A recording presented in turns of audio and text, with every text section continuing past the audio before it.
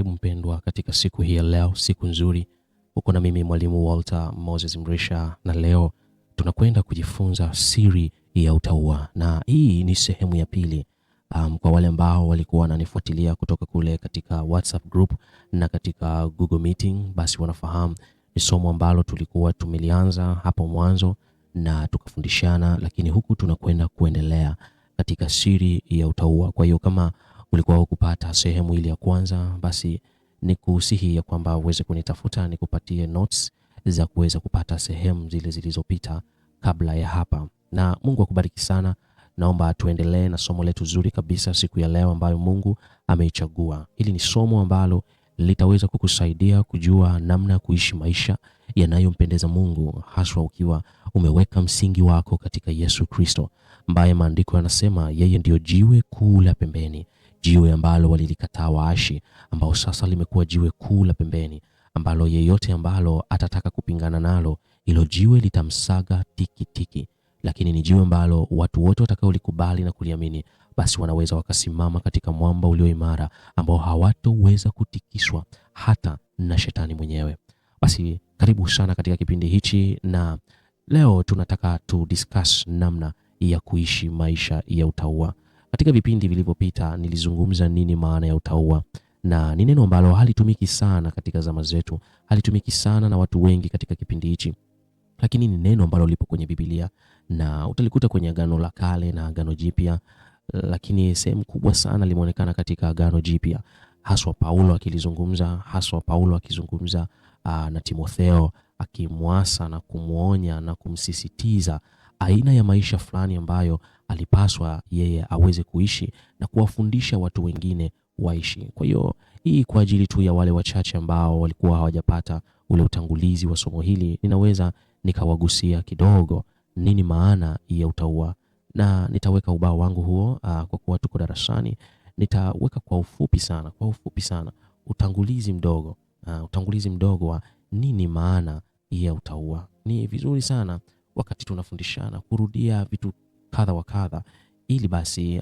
uelewa wetu uendane na kile ambacho Mungu anataka upate kuelewa. Kwa hiyo najua wengine ambao ulishasoma ili somo na ukapata utangulizi, unaweza ukawa unasema kwa nini turudie, lakini hapo ufahamu kabisa na lenga wale wanafunzi wapya ambao wamefika na wanatamani wajue hili somo tunazungumzia nini. Kwa utangulizi mfupi sana, utauwa ni neno ambalo tunalikuta sehemu nyingi katika Biblia, lakini kwa somo letu hili tulikuwa tunatoa mstari mkuu kutoka Timotheo wa kwanza mlango ule wa 3 na mstari ule wa 16. Na katika eneo hilo unapopita mahali hapo, anazungumzia kitu kimoja kinachoitwa siri ya utauwa. Kwa hiyo kama una Biblia yako hapo, unaweza ukaenda katika Biblia yako katika kitabu kile cha Timotheo wa kwanza mlango ule wa 3 mstari wa 6. Nitakusaidia katika Biblia nilionayo hapa. Tunaweza tukaenda katika Timotheo wa kwanza mlango ule wa 3 mstari wa 16. Ni mstari wa mwisho kabisa katika huo mlango, na kama unavyoona hapa inaandika, na bila shaka siri ya utauwa ni kuu. Na anasema kuna siri ya utauwa, na tena anasema hiyo siri ni kuu, maana sio siri ndogo. Na kwa wale ambao walitangulia niliweza kueleza kwamba ni vitu vilivyofichika. Utauwa kwa Kiswahili au kwa Kiingereza, ili neno utauwa ni neno ambalo kwenye Biblia mfano ya KJV au King James Version utalikuta linatamkwa au limeandikwa kama godliness. Na katika hili neno linamaanisha tu kuishi sawasawa na mapenzi ya Mungu, kuishi maisha yanayompendeza Mungu, ambao wanadamu wengine wanakuona unayaishi hayo maisha. Lakini hapa tunazungumza katika habari ya Kristo. Sasa ukiliweka katika Kristo, anazungumza habari ya siri. Kuna siri iliyojificha. Kwa hiyo utauwa utaona hapo kama nilivyokuandikia kwamba kwa Kiswahili tunasema kwa Kiingereza tunaita godliness, ambayo ni kule kumcha Mungu, ni kuishi maisha yanayofanana na mtu ambaye anamjua Mungu. Lakini katika maandiko yetu kama tulivyokwisha kuyasoma, anazungumza kwamba kuna siri katika utauwa, kuna siri kuu. Kuna kitu kinaitwa siri kuu, na hapa Mtume Paulo anaidadavua hiyo siri kuu ni nini, akisema kwamba Mungu alidhihirishwa katika mwili. Tulisema kwamba Yesu Kristo alipokuja ulimwenguni ni Mungu pamoja nasi, yaani Emmanuel, na alipokuja katika kuwa nasi watu wengi hawakuelewa, lakini sisi tuliomwamini tulielewa nini maana yake. Maana alikuja kuonyesha mfano wa kuigwa ya watu wote wanaotaka kuishi maisha yanayompendeza Mungu wataishije. Na maandiko yanasema ya kwamba alipoishi katika mwili na kuonekana katika mwili, alijulikana kuwa na haki katika roho. Alijulikana kuwa na haki katika roho. Ukipitia masomo ya nyuma hapo utakuja kujua vitu vingi sana katika ulimwengu wa roho. Yesu kuwa mwanadamu ambaye aliishi pasipo dhambi na akafa kama mwenye dhambi, na kwa namna hiyo akawa na haki ya kuwatetea wale wenye dhambi. Ni kitu kipana zaidi hapo. Kwa hiyo tafuta mafundisho haya katika somo lililopita, litakusaidia. Na kisha baada ya hapo anasema akaonekana na malaika. Kwa hiyo haikuwa siri. Wale malaika waliokuwa na Mungu mbinguni walishuka duniani wakaonekana pamoja naye, lakini pia walimsujudia na kumtumikia sawa sawa na kile kitabu cha Waebrania mlango wa 1. Lakini baada ya yote akahubiriwa katika mataifa, na hata wewe leo umehubiriwa habari za Yesu Kristo, na kuja mwisho siku akaaminiwa katika ulimwengu, na baada ya akaaminiwa kutoka ulimwengu akachukuliwa juu katika utukufu. Sitakuwa na muda wa kutosha kurudia hivi vitu, lakini niseme kwamba kuna vitu ambavyo sisi wa Kristo tunavifahamu. Kuna vitu ambavyo sisi wa Kristo tunavifahamu ambavyo watu wa mataifa hawavifahamu. Kuna vitu ambavyo sisi wa Kristo tunavifahamu. Hii ni kwa ajili tu ya wale wageni wapya, ya kwamba utauwa au tuseme kwa ufupi, hii neno tunasema siri ya utauwa ni kwamba ni vitu au mambo yaliyofichika katika maisha ya Yesu Kristo ambayo wanadamu wengine hawayafahamu, lakini Wakristo au watu waliomwamini Yesu wanayafahamu, na hivyo kuwabadilisha, imewabadilisha huo ufahamu na kuwafanya waishi maisha yanayompendeza Mungu katika Yesu Kristo. Hii ndiyo maana ya siri ya utauwa. Kuna vitu vilivyofichika ndani ya Kristo Yesu. Kuna mambo fulani yaliyofichika ambayo mambo sisi tunayajua, ambayo Mungu kupitia Yesu Kristo aliyaishi, lakini wanadamu wengine hawafahamu. Na kwa namna hiyo, kwa sababu tunayajua, basi tunaishi maisha yanayompendeza Mungu katika Kristo. Kwa ufupi tu, ukihitaji somo hilo zaidi, unaweza ukanitafuta au ukawatafuta wanafunzi wengine wakakupatia. Sasa natamani turudi katika mada yetu kuu. Kwa wale ambao tulikuwa nao tangia mwanzo, tunazungumza topic inayosema jinsi ya kuishi maisha ya kitauwa. Tena hii ni sehemu ya pili. Sehemu ya kwanza tulikuwa tumeshaikava, lakini hata kwa wewe mgeni kuna mambo mazuri ambayo utaweza kuyapata mahali hapa. Jambo la kwanza ambalo natamani tujifunze siku ya leo ni kukataa mashindano ya maneno na maswali yasiyo na maana yake yasiyoonyesha hofu ya Mungu. Hii ni njia, lazima ukatae mashindano. Neno mashindano ya maneno, unakuwa na mashindano ya maneno, lakini ukatae kitu gani kingine? Maswali yasiyo na maana. Mashindano ya maneno na maswali yasiyo na maana yasiyoonyesha hofu ya Mungu. Hebu twende tukasome katika Timotheo wa kwanza mlango ule wa 6 mstari wa 3 mpaka ule wa 5.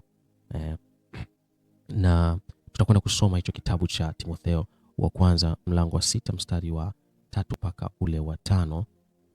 Tufungue Biblia zetu katika Timotheo wa kwanza mlango ule wa 6 mstari wa 3 mpaka ule wa 5. Haya ndiyo ambayo tunataka twende tukajifunze leo.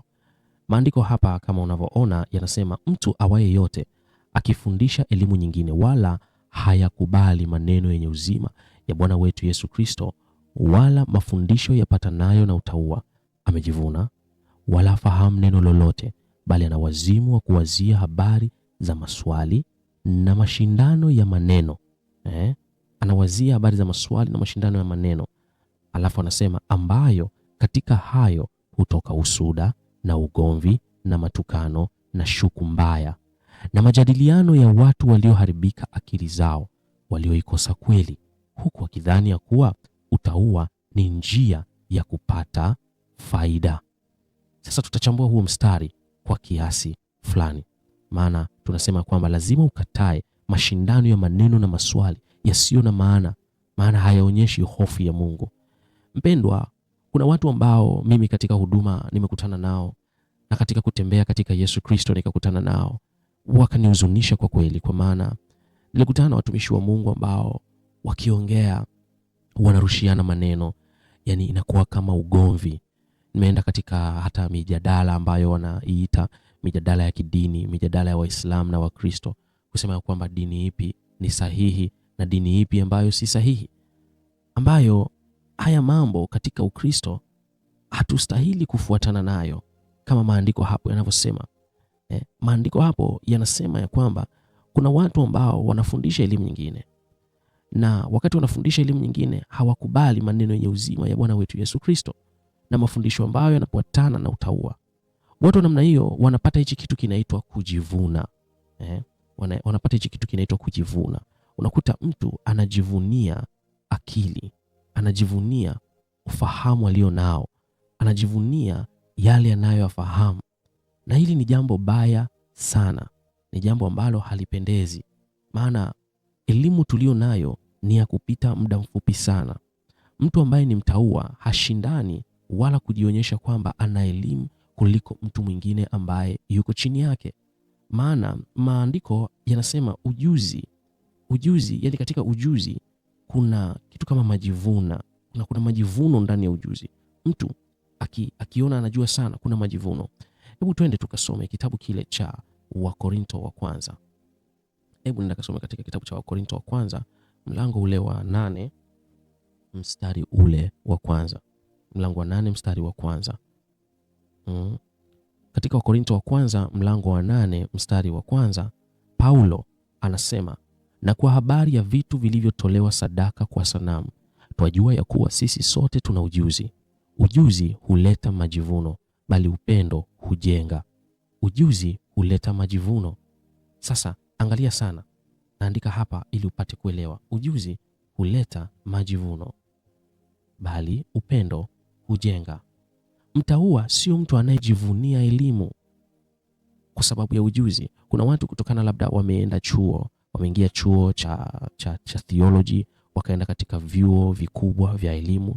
Kwa hiyo wakija wakikaa na watu wengine, wanajivunia ule ujuzi walio nao, wakiona kwamba ule ujuzi kwa kuwa wanao, basi wengine hawawezi, hawastahili, hawana nguvu ya kuwahoji.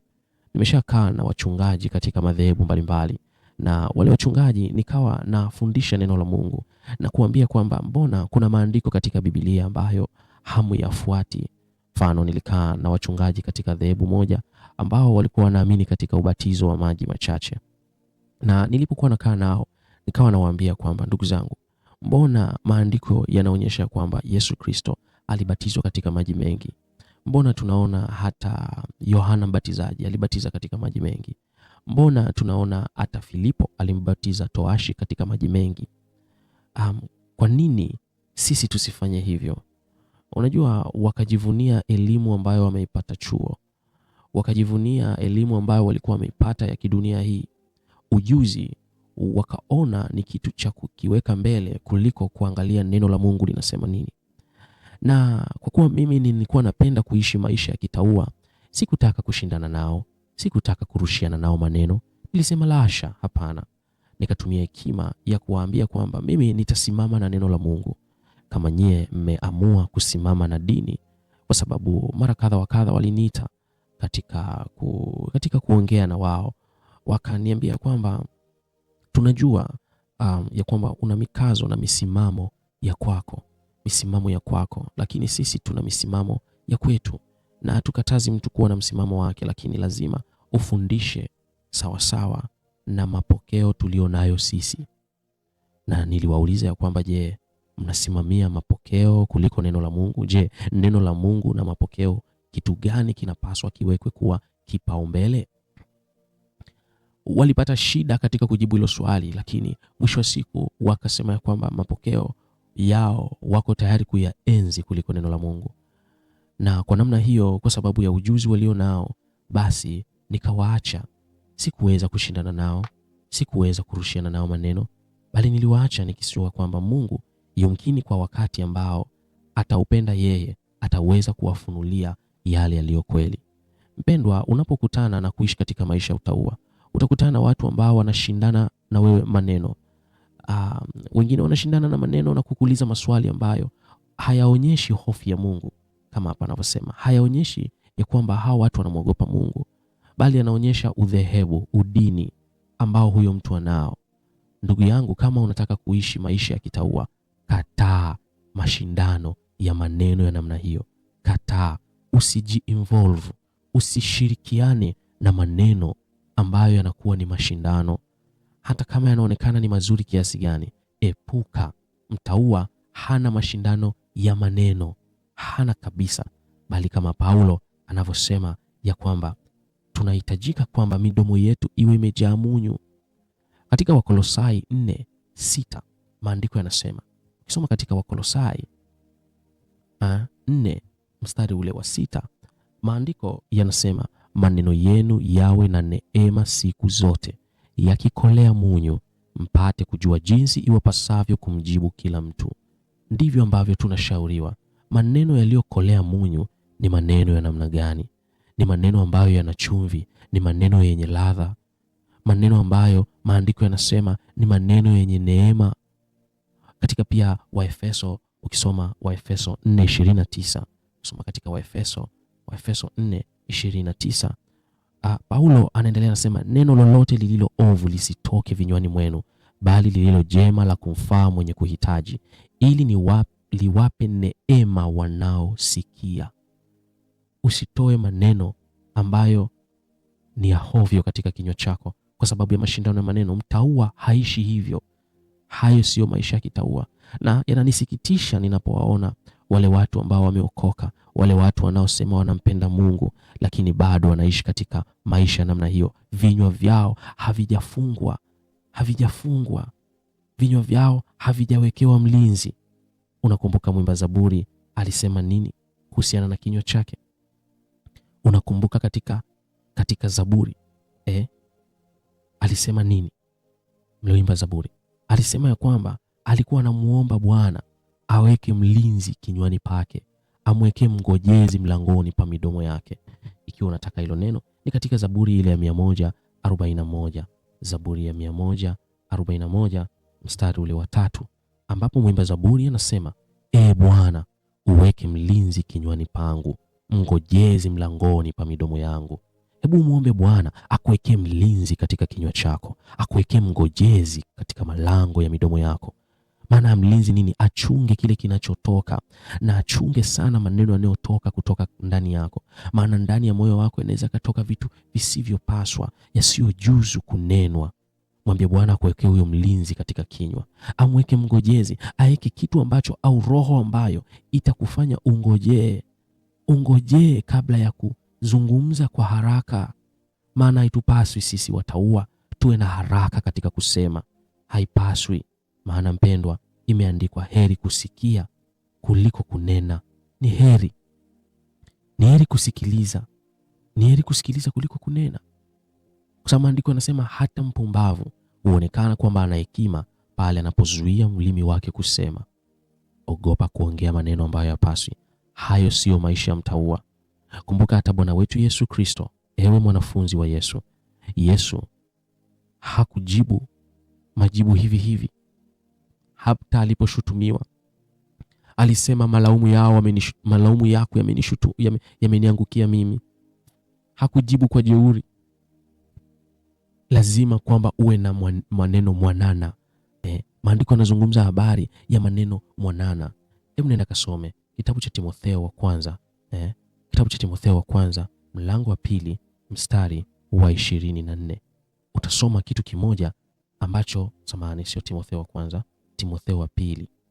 Utakutana na maneno yanayosema, tena haimpasi mtumwa wa Bwana kuwa mgomvi, bali kuwa mwanana kwa watu wote, awezaye kufundisha, mvumilivu, akiwaonya kwa upole wao washindanao naye, ili kama ikiwezekana Mungu awape kutubu na kuijua kweli, wapate tena fahamu zao na kutoka katika mtego wa Ibilisi, ambao hao wametegwa naye hata kuyafanya mapenzi yake. Kwa hiyo unaweza ukaendelea mpaka mstari ule wa 26, ya kwamba wewe uliye mtumwa wa Bwana wetu Yesu Kristo, ambaye Bwana alikufia, haikupasi wewe kuwa mgomvi, haifai wewe kuwa mgomvi, bali unapaswa uwe mwanana, uwe mwanana wa maneno, uwe mwanana wa maneno. Gentleness ndio maana, yani mpole katika maneno mazuri kwa watu wote, sio kwa mchungaji tu. Maana wengine wanaigiza wanapokuwa kwa mchungaji, au wanaigiza wanapokuwa kwa mzazi wao, au wanaigiza wanapokuwa kwa mtu fulani. Lakini maisha ya kuigiza, utaigiza hadi lini? Ya kwamba unakuwa huku unaonekana hivi, ukifika kanisani unaonekana mtu mpole, mtu mstaarabu, mtu unayefaa sana, lakini kumbe nyuma pazia kuna uchafu mwingi sana unaoendelea kuufanya. Haipendezi katika kufanya hivyo. Lakini unapaswa ya kwamba jibu lako liwe ndio na sio. Inahitaji watu wakuone yule. Ya kwamba imekupasa ya kwamba watu wanaposhindana na wewe katika maneno uweze kuwafundisha iliyo kweli. Waislamu wanaposhindana na wewe juu ya kwamba Yesu ni mwana wa Mungu au sio, je, Yesu ni Mungu au sio, uwe na maneno mwanana. Nakumbuka siku moja nilikuwa na mtumishi wa Mungu, tumesafiri sehemu kwenda kufanya injili, na tukawa tunapita mtaa kwa mtaa, na tulifika kwa mtu mmoja ambaye alikuwa ni Muislamu, na hatukujua sana. Yule Muislamu alikuwa ni shehe kabisa wa Kiislamu, na kama unavyojua mashehe au watu ambao wamesoma sana katika dini ya Uislamu, basi huja na hoja na maneno mbalimbali, wakitaka kukukamata na kukutega. Wanakuwa na vifungu fulani vya Biblia ambayo hutaka kuvitumia ili waweze kukushika. Basi yule Muislamu alipokuja akakutana na sisi, akataka kutuonyesha kwamba kuna vitu yumkini hatuvijui. Kwa hiyo akatupa mistari fulani ya Biblia kutaka kututhibitishia kwamba Yesu sio Mungu. Lakini mtumishi mwenzangu ambaye nilikuwa naye, tulikuwa watumishi kama watatu, lakini mtumishi mmoja hapo ambaye tulikuwa naye akapaniki kabisa. Akaanza kushindana naye yule mtu, akaanza kushindana naye kwa maneno, kwa sababu aliona kama yule mtu anamdharau, kwa sababu alianza kujibizana naye, wakaanza kuvutana. Sasa nikamvuta mtumishi, nikamwambia mtumishi, hebu acha, kwa maana hii haipendezi. Lakini mtumishi akaendelea kuzidi. Huwezi amini, yule aliyekuwa Muislamu aliona hii tofauti tulionayo sisi wengine na yeye, kiasi kwamba akasema, hawa wenzako wana hekima kuliko wewe. Wewe inaonyesha kabisa una hekima. Yule Muislamu alivyosema hivyo, yule mtumishi akazidi zaidi kupaniki, akazidi zaidi kuleta kama fujo, yani kama kabisa na misuli ametunisha, anataka kupigana na yule bwana. Nikamwambia mtumishi, hatutaweza kuendelea. Akasema, hapana, mimi nitaendelea. Basi tukaamua kwamba tumuache, kwa maana tulianza fikiria pale ya kwamba unajua, na sisi pia tukionekana tunapishana sana, tunatamani tumuokoe mwenzetu, lakini mwenzetu naye hakutaka aokolewe. Kwa hiyo walianza yeye na yule Muislamu ugomvi. Tukaogopa na sisi tusije tukaonekana na sisi pia tunaingia katika ugomvi huo, na sisi pia tunagombana sisi kwa sisi. Tukasema hatutaki kumpa shetani nafasi, kama maandiko yanavyosema, wala msimpe shetani ibilisi nafasi. Kwa maana hatukosi kuzijua mbinu zake. Tulivyoona ni mbinu za shetani kutuvuruga, tuliachana na hayo mambo, tukamwacha yule ndugu.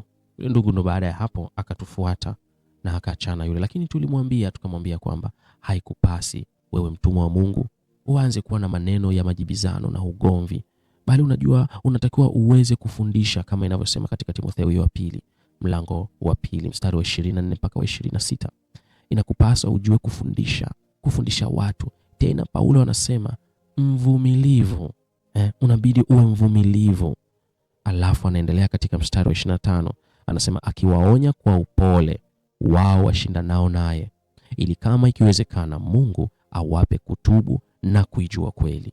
Waonye watu kwa upole. Kuna watu watashindana na wewe, lakini unabidi uwaonye kwa upole.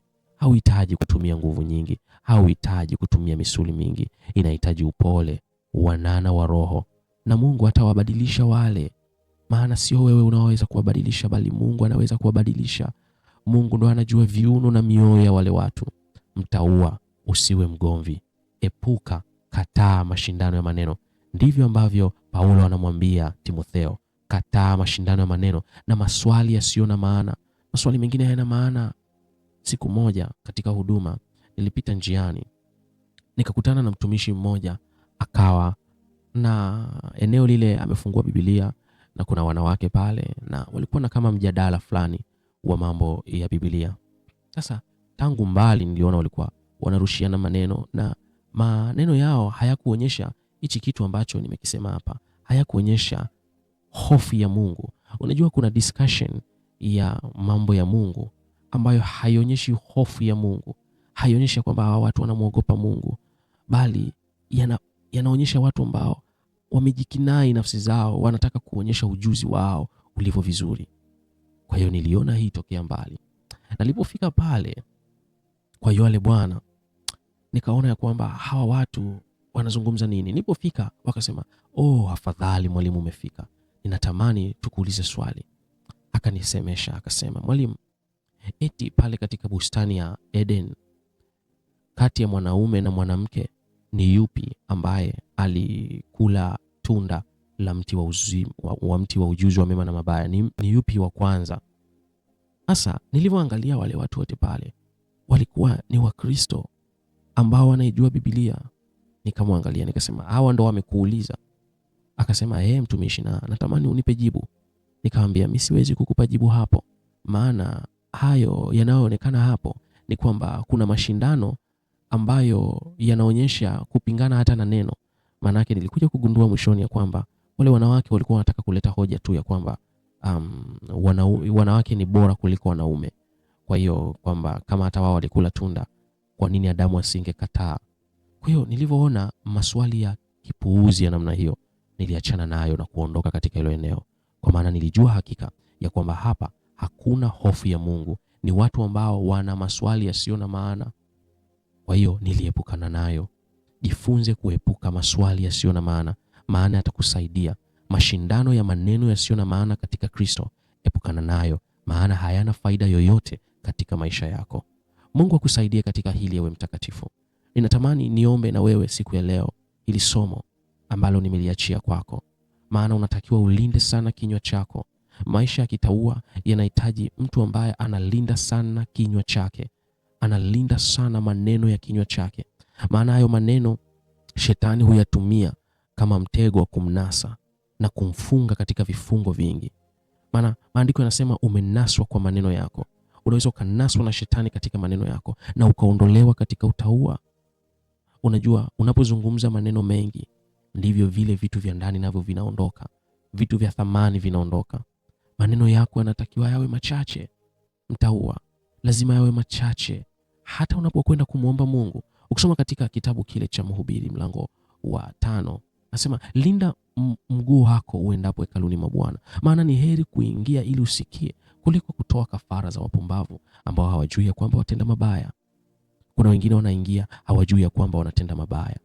Sikiliza mpendwa, nataka nikuepushe na mabaya yanayoweza kukupata kwa sababu ya kushindwa kulinda kinywa chako. Leo natamani ujifundishe kukaa kimya. Jifundishe nidhamu ya kukaa kimya. Hiyo ni nidhamu.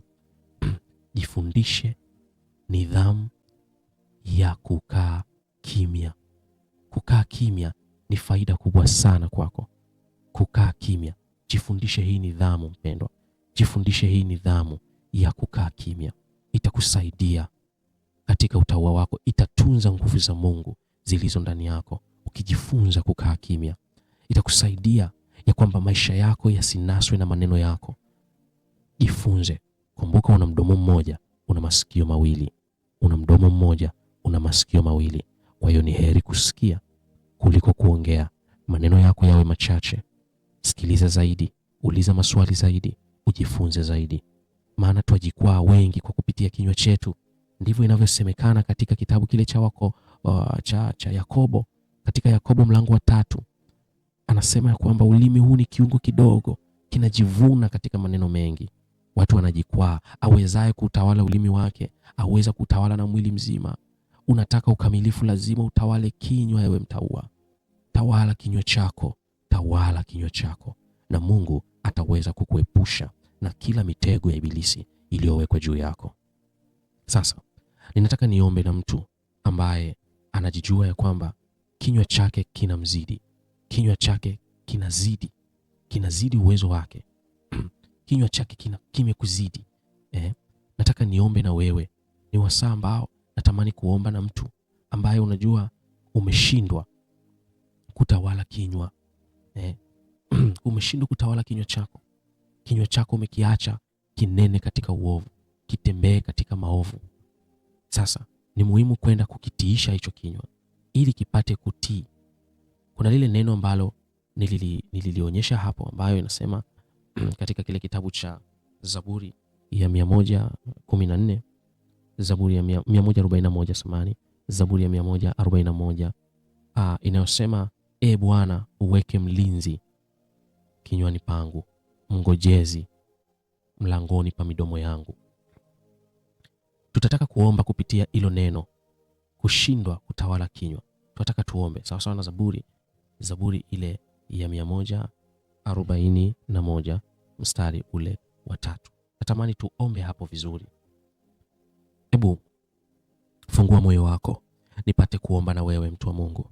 Nipate kuomba na wewe ambaye kinywa chako kimejaa mizaha, kinywa chako kimejaa maneno yasiyo na maana.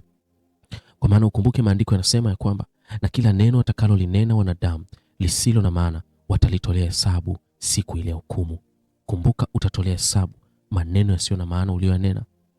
Kwa hiyo natamani uombe toba kwa Mungu juu ya dhambi ya matumizi mabaya ya kinywa, kushindwa kutawala kinywa. Sema hapo ulipo kwa imani. Sema, Bwana Yesu, ninakuja kwako. Ninaomba unisamehe dhambi zangu zote. Nitakase Bwana kwa damu ya Yesu Kristo. Unioshe makosa yangu yote. Unisafishe kwa hisopo, nami nitakuwa safi. Futa jina langu katika kitabu cha hukumu. Andika jina langu katika kitabu cha uzima. Bwana Yesu, ninaomba uweke mngojezi katika kinywa changu. Uweke mlinzi katika kinywa changu ili niweze kutawala maneno ya kinywa changu. Katika jina la Yesu Kristo. Amen. Naomba niombe pamoja na wewe. Baba, katika jina la Yesu Kristo mwana Mungu aliye hai, nakushukuru kwa ajili ya mpendwa huyu ambaye amenisikiliza saa hii. Mungu, namleta mikononi mwako. Ninaomba Bwana umrehemu kwa maneno ya kinywa chake ambayo ameyatamka pasipo yeye kujua, pasipo yeye kufikiri. Ondoa maovu yake, ondoa kwa damu ya Yesu Kristo. Lakini sasa Bwana, ninaomba ukamwekee mngojezi kwenye kinywa chake. Mwekee mlinzi katika kinywa chake ili tangu leo apate kulinda kile ambacho anataka kukitoa ndani ya kinywa chake, ili kisiwe ambacho kina maovu ndani yake, bali kile ambacho kiko safi, ambacho kinakupendeza wewe. Ni katika jina la Yesu Kristo ninaomba nikiamini. Amen. Basi mpendwa, Mungu akusaidie. Wasiliana nami katika namba ambazo nimezitoa katika social media, na basi uweze kupokea maombi ya ziada na tuweze kushirikiana katika maombi sawa sawa na msaada wa Mungu. Kwa leo ninaomba niishie hapo. Tukutane basi katika kipindi kijacho, na Mungu akubariki sana. Mungu awe pamoja na wewe. Mungu akutunze na Mungu akakuonekanie. Katika jina la Yesu Kristo, ni mimi mwalimu Walter Moses Mrisha. Amen.